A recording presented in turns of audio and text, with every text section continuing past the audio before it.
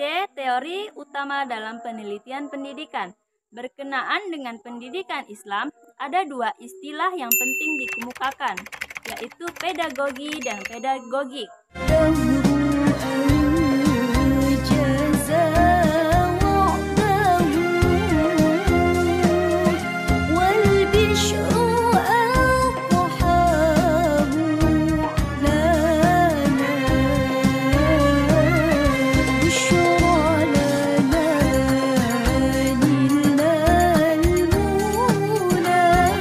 Assalamualaikum warahmatullahi wabarakatuh. Welcome back to channel DR Kusi MPD TV.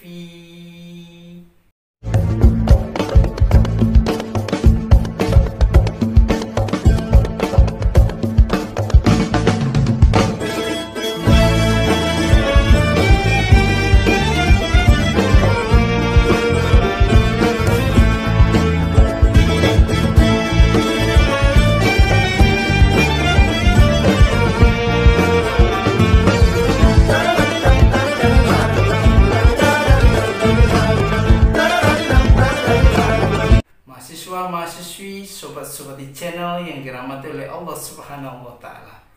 Setelah kita mengadakan ujian tengah semester, maka kita lanjut ke perkuliahan seperti biasanya. Itu kita lihat presentasi tugas kuliah mahasiswa-mahasiswi, sobat-sobati yang berada di urutan ke-5. Yuk kita simak presentasinya. Alhamdulillahirabbil alamin. Assalatu wassalamu ala asyrafil anbiya'i wal mursalin wa ala alihi wa sahbihi ajmain, amma ba'du. Perkenalkan, nama saya Alifah Fajarwati, NIRM 121421191554, Prodi Pendidikan Agama Islam semester 4B. Di sini saya akan memenuhi tugas presentasi saya dengan mata kuliah Statistik Pendidikan dengan dosen pengampu Dr. Iwan Agus Supriyono MPD. Baiklah, duduknya saya di sini, saya ingin mempresentasikan mata kuliah mengenai bab 2 dengan judul Statistik untuk Penelitian. Pendidikan sebagai proses sosialisasi pada hakikatnya adalah interaksi manusia dengan lingkungan yang membentuknya melalui proses belajar dalam konteks lingkungan yang berubah-ubah. Pendidikan sebagai suatu sistem tidak hanya berorientasi pada hasil, tetapi juga berorientasi pada proses agar memperoleh hasil yang optimal. Salah satu dari tridharma perguruan tinggi adalah penelitian. Oleh karena itu, banyak dosen ataupun mahasiswa yang melakukan penelitian dalam pendidikan. Penelitian itu ada yang bersifat mandiri maupun yang bersifat proyek.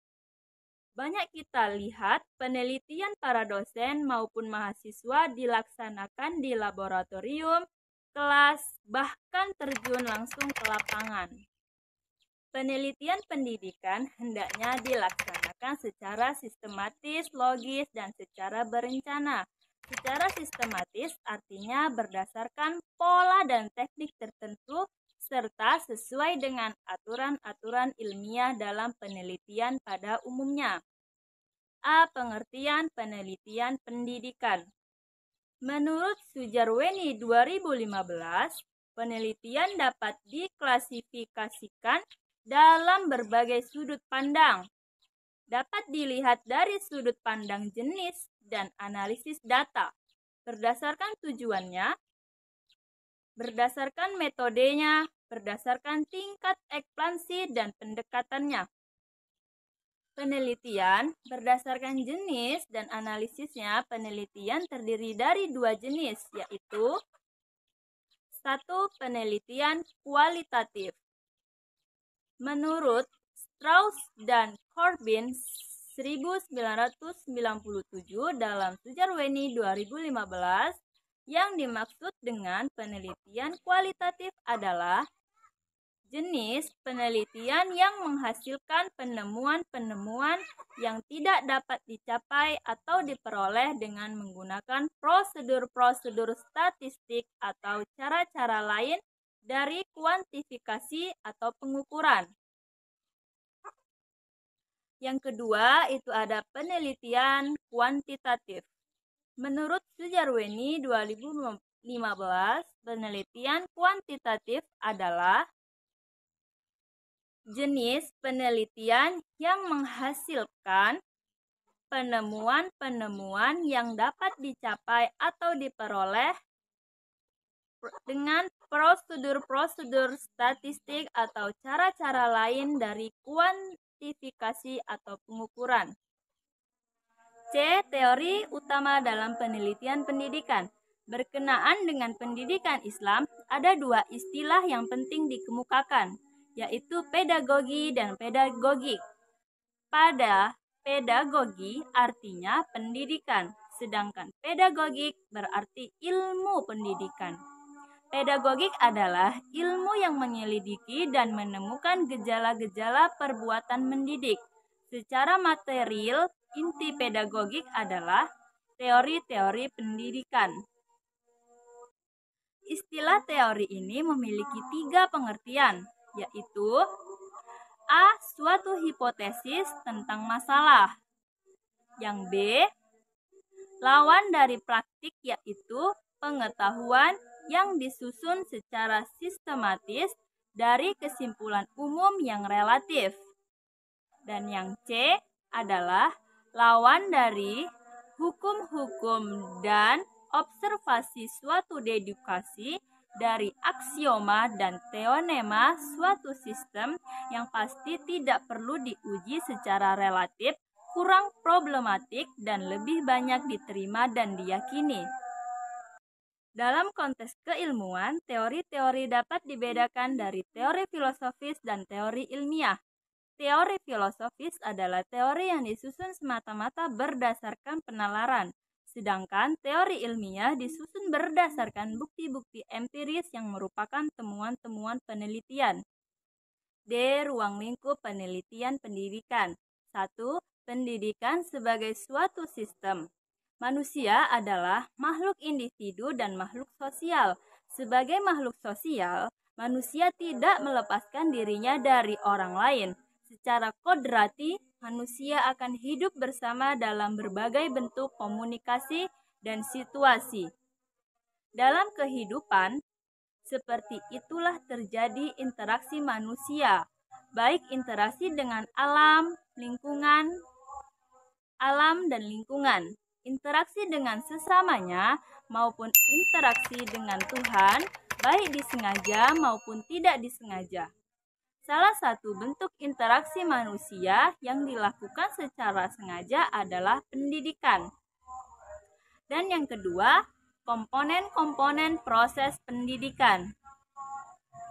Pendidikan pada dasarnya merupakan interaksi antara faktor-faktor yang terlibat di dalamnya guna mencapai tujuan.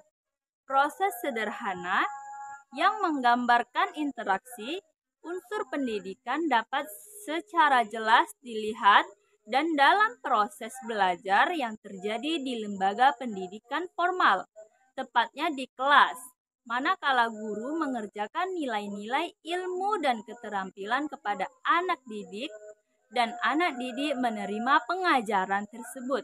Terjadilah apa yang dinamakan proses belajar. Dan yang ketiga, peta penelitian pendidikan. Penelitian dapat dilakukan baik pada wilayah filsafat pendidikan, ilmu pendidikan, maupun terhadap pelaksanaan pendidikan itu sendiri. Penelitian pada filsafat dan ilmu pendidikan mengkaji dasar, teori, dan konsep, termasuk sejarah perkembangannya. Penelitian dapat dilakukan dengan menggunakan pendekatan metode kualitatif maupun kuantitatif. Pendidikan kualitatif diarahkan pada analisis dasar filosofis, psikologis, sosiologis, antropologis, konsep dan analisis historis.